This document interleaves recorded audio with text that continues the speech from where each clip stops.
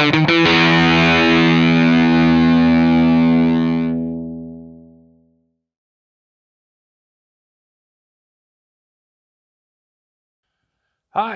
Mike Knapp here. I'm at the RIDGID headquarters in our schoolhouse training facility. I'm going to show you today how to change out your jaw inserts on the majority of the RIDGID power threaders you can see behind me here. The inserts that you can see here on each of these three jaws are the teeth that grip the pipe when you turn the speed chuck to tighten down onto the pipe. To change these teeth, if they're worn, you simply take a flathead screwdriver, put it into the flat insert, and rotate that insert. You'll notice it'll pop out. It is spring-loaded.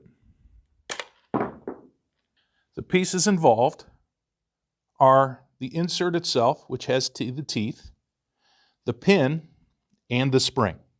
All three pieces you can see here.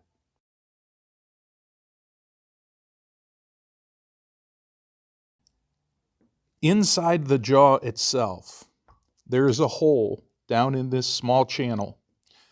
And in that hole, you would insert the spring with the pin attached to the end of the spring.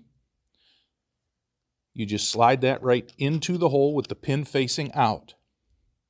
From there, you have a flat on the very back of the jaw insert that ultimately rests against the pin that's in the jaw.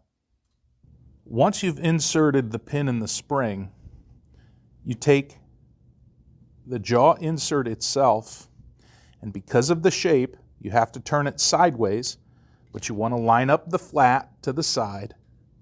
You simply, in a sideways motion, push the insert in and depress the spring. And once you have it fully inserted, you take your flathead screwdriver and simply rotate the insert so that it stays in position. From there, you simply complete the same steps for the two remaining jaws, and you've completed your changeout.